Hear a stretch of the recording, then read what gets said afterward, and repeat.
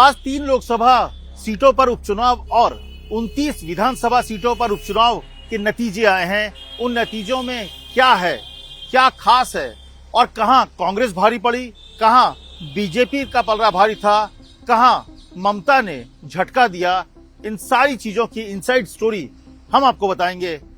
लेकिन शुरुआत करेंगे उत्तर भारत से, खास करके बिहार से। और बिहार की जो ये लड़ाई है बहुत ही इंटरेस्टिंग है, इसलिए कि 2 ही सीटों पर चुनाव हुए, लेकिन वहां पर जो नतीजे आने शुरू हुए वो बहुत ही चौंकाने वाले थे। लग रहा था कि कुछ नया होने वाला है, आरजेडी कुछ कमाल करने वाली है। लेकिन जैसे जैसे रुझान आगे बढ़ते गए, कुशेश्वर स्थान में जेडीयू आगे चल गई और इसके अलावा तारापुर में भी जेडीयू बढ़त बना ली। और इसके बाद जो आरजेडी के जो लालू यादव घर का जो भीतर की लड़ाई थी वो खुलकर सामने आ गई। तेजस्वी का बयान आ गया कि मेरे भाई को कुछ लोगों ने मिलकर हरवा दिया। ये घर की लड़ाई जो है फिर सामने आ गई।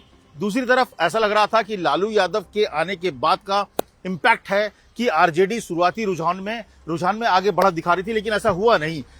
तो बिहार में स्थिति जो एक तरह का नेक टू नेक स्थिति बनी हुई थी जेडीयू और आरजेडी की, उसमें डिफरेंस हो गया। करीब अब 91 आरजेडी और उसके सहयोगियों की संख्या है, करीब 128 की संख्या जो है वो अब जेडीयू के पास, एनडीए गठबंधन के पास है। तो वहां के नतीजे, जो वहां का लोकल एडमिनिस्ट्रेशन, एक तरह से जिसे आप कह सकते हैं कि एनडीए की सरकार, नीतीश कुमार की सरकार, उनके लिए अच्छी खबर है।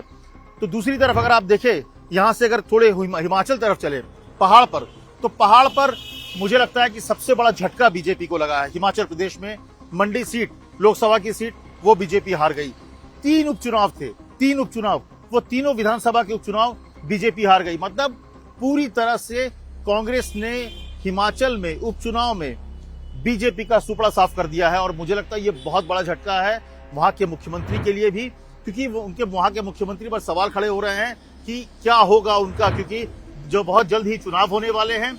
और ऐसे में जब चुनाव होंगे तब वहां पर क्या होगा, 2022 के आखिरी दिसंबर के महीने में गुजरात के साथ हिमाचल का चुनाव होता है।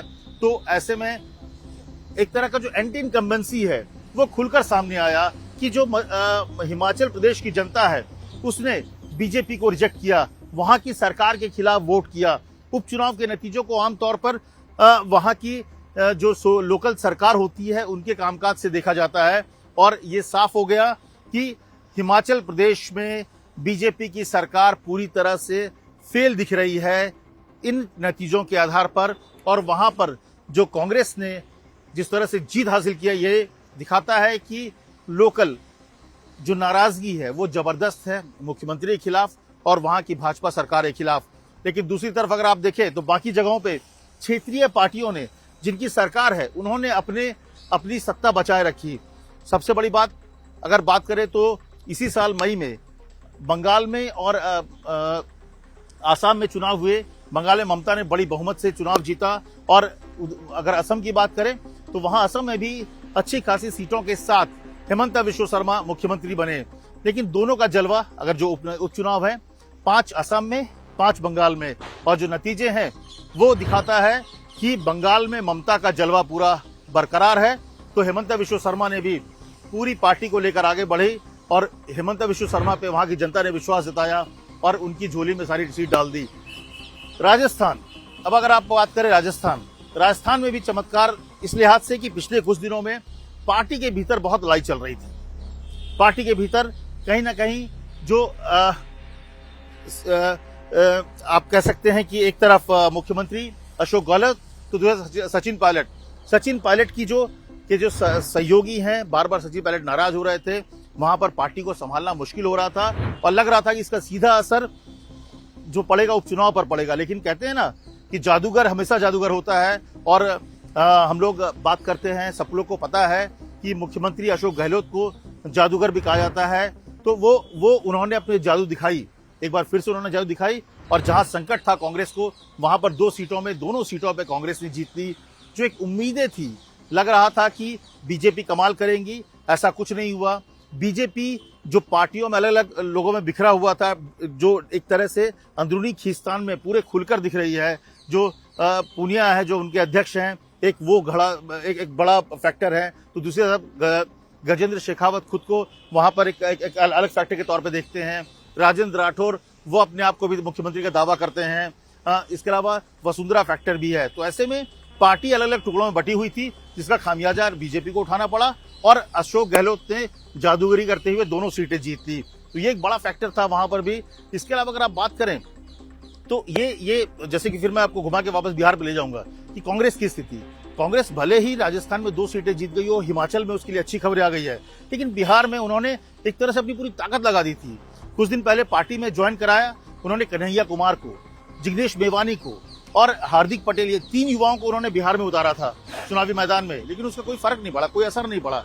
तो मुझे लगता है कि अगर इस चुनाव के जो नतीजे हैं बाकी नॉर्थ ईस्ट और उसको छोड़ दिया जाए तो लेकिन अगर आप पूरे चुनाव के नतीजों को देखिए तो ये एक तरह से मध्य प्रदेश जैसे है। मध्य प्रदेश में शिवराज सिंह चौहान के लिए भी खतरा माना जा रहा था, कि कहा जा रहा था कि शिवराज सिंह चौहान अब पुरानी लोकप्रियता उनकी नहीं रही, लेकिन शिवराज सिंह चौहान ने जो विधानसभा खंडवा का जो लोकसभा का जो उपचुनाव भी जीता, विधानसभा में भी जो जिस तरह से सीटें जीती, तो एक मामा जो है जिनको बाबरा उन्हें मामा के रूप में जाना जाता है मध्य प्रदेश में, तो मामा ने एक बार फिर बता दिया कि उनके बराबर का, उनके टक्कर का मध्य प्रदेश में कोई नेता नहीं है और बीजेपी का की जो नैया पार कराने की जो हिम्मत है, जो दम है, वो सिर्फ मामा में है।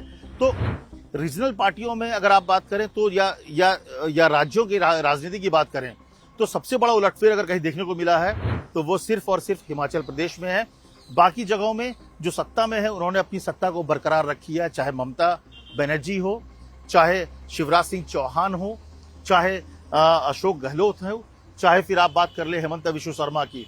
लेकिन जिस तरह से हिमाचल में हुआ वो बीजेपी के लिए बहुत बड़ा झटका है। लेकिन अगर दूसरे लिहाज से देखें कि जो कह रहे थे कि एक तरह का सेमीफाइनल है और जो नाराजगी है महंगाई को लेकर, जो नाराजगी है पेट्रोल डीजल के दाम बढ़े हुए हैं, इस तरह की का फैक्टर्स जो है ये चुनाव में काम आएगा। लेकिन चुनाव नतीजे ये बता रहे हैं कि जो ये विधानसभा चुनाव हुए हैं वो रीजनल फैक्टर पे हुए हैं।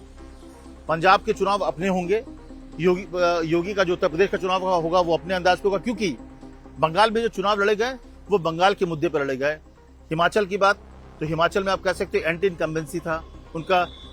अगर बीजेपी के खिलाफ नाराजगी होती तो आसाम में इस तरह से 5 सीटें एनडीए की झोली में नहीं जाता, क्योंकि महंगाई वहां भी बढ़ी हुई है, पेट्रोल डीजल की जो कीमत है वो 100 रुपए के पार असम में भी है। तो इसका फैक्टर वहां दिखना चाहिए था, लेकिन वो दिखा नहीं। इसका मतलब है कि विधानसभा चुनाव या ये जो बाय इलेक्शंस हुए हैं वो राज्यों के लोकल इश्यूज पर हुए हैं, वहां की लीडरशिप पर हुआ है। और इसीलिए मुझे लगता है कि इसको नेशनल प्रोस्पेक्ट में जो देखने की हम लोग बार बार कोशिश करते हैं चुनाव को, कि नतीजों को, ऐसा है नहीं।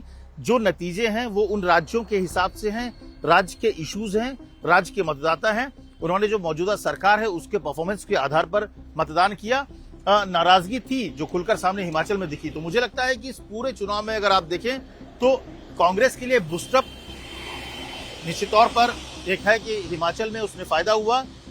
मुख्यमंत्री के तौर पर अगर बूस्टअप की बात करें तो अशोक गहलोत और नीतीश कुमार की ताकत बढ़ी, क्योंकि दोनों जब सवाल खड़े हो रहे थे अशोक गहलोत पर कि वहां पर वो पूरे अपने कांग्रेस को जोड़ नहीं पा रहे हैं, तो ऐसे में दोनों सीटें जीतकर उन्होंने दिखा दी कि उनकी ताकत कितनी है। नीतीश कुमार पर भी सवाल खड़े हो रहे थे तो उन्होंने दोनों सीटें को जीतकर ये दिखा दिया कि नीतीश कुमार हैं। और बाकी जो एक तरह का जलवा बरकरार है, जो जीतकर अभी आए हुए हैं, चाहे हेमंत बिश्व शर्मा हो या फिर आप बात करें ममता बनर्जी की, तो उनका एक मैसेज क्लियर है कि जो बम्पर जीत उन्होंने हासिल की है मई 2021 में, वो जीत का जश्न अभी भी जारी है। तो ये है पार्टी का एनालिसिस। और मुझे लगता है इस पूरे चुनाव को आप देखें तो ये सिर्फ और सिर्फ लोकल इश्यूज पे चुनाव लड़े गए थे, इसीलिए महंगाई जैसे मसलों का बहुत ज्यादा असर मेरे हिसाब से जो मुझे लग रहा है नहीं हुआ। अगर ये होता तो आसाम में भी बीजेपी को हार मिलती।